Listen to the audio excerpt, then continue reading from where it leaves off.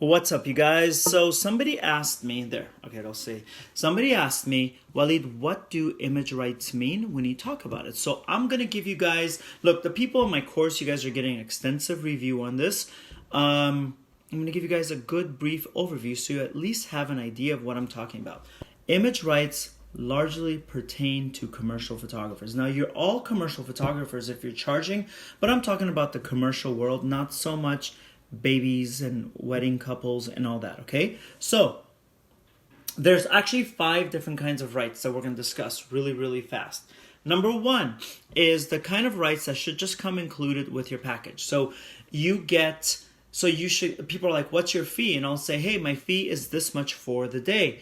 With that, I also tell them you're getting a certain number of pictures with promo rights, okay? Promo rights means promotional. You can promote yourself or your product with it. That means banner ads, that means postcards, that means headshots, on the bio page, all the stuff. Basically, you're not selling it, it's just promo stuff, okay? That should just be included with it. Number 2 is commercial rights. Commercial rights is like, for example, I'll give you an example of commercial rights. When I do a record cover, I will designate, hey, for example, you guys get 10 images that all include promo rights and their retouch and everything. Those are your final images, okay? Of those 10 images, 2, maybe 3 of them will have commercial rights. And I will designate exactly what I mean by commercial, just so that there is no gray area. The whole point in contracts is you want to get rid of the gray areas. The gray areas are where shit goes through it. You have 3 images, for example, with commercial rights for digital album cover, digital or record cover, and physical record cover, not for 2 years or for 3 years, and to be used internationally and throughout the universe. So that's the second kind of rights, is commercial rights. You have to give them permission to put it in a commercial product. The reason why is this, okay? And I'll tell you how much you're going to get paid for each one, and kind of ratio-wise.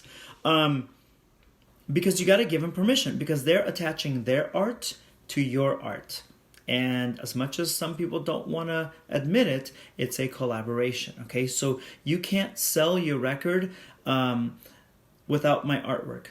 You can, but it's going to look like ass. It'll look like a Kanye West cover. It is what it is, Kanye. So that's that. Number 3 is merch rights. Merch rights is merchandising, okay? So commercial and merchandise, they're kind of a weird overlap. So that's why for commercial, what we do is we designate it. It's for a record cover only. So therefore, it's just for that part of commerce. Therefore, when it comes merch, we can say merch. You want to put my picture on a Carmex? Put it on a Carmex. Pay me for it. You want to put my picture on a shirt? Put on a shirt, but pay me for it, okay? So that's with merchandising. Merchandising can make a lot of money for people. So if you have a beautiful image and it gets put on a t-shirt, you can make a lot of money. Now, there's a lot of people that, of course, like everything, they're going to try to cheapen it. But I'll give you an example. When I worked with Madonna, her merch was probably anywhere from, depending on the city, was $250 to like $500,000 per night. Madonna doesn't mess around, okay? So if a shirt like this, if a long sleeve shirt was sold for like $70, concert prices are expensive. You can't sell that same shirt without my artwork. Now you need my artwork to push your product. So I need to get paid more for that, okay? So that's merch rights. Merch rights, you don't have to, you could say merch rights are additional, and you could determine that later. Or you could say merch rights would be this much, commercial rights would be this much if they want to purchase additional. It's important to list those prices ahead of time, just for good faith, good business, so you don't gouge them. All of a sudden they have a #1 hit and you're like, oh, it's worth this much. It's crappy. We can't do that. We gotta have good character out there. Rights number 4 is buyout. Okay, buyout is this. Hey, Walid, we don't give a damn about your commercial rights. We don't give a damn about your merch rights. We just want to pay you a lump sum, and then we want to be able to use that series of images for our project how we want. We might want to use all 10 for t-shirts or none of them. But what we don't want to do is keep coming to you and asking for permission. Okay, so they'll do buyouts. Record labels will do that sometimes. Commercial brands will do that for sure. It's totally common. The fifth one on our last minute of this video. The fifth one is basically the I think you're an asshole and I want to rip you off kind of rights. It's called work for hire. Work for hire. Work for hire. Work for hire.